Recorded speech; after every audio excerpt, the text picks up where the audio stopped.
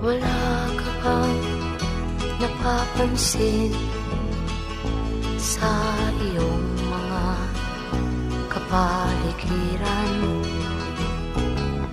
Kay dumi na ng hangin, pati na ang mga ilog natin.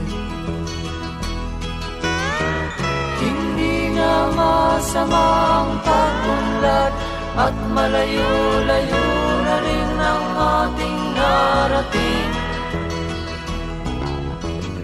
Ngunit masdan mo ang tubig sa dagat, dati kulay asul, ngayon'y naging itim.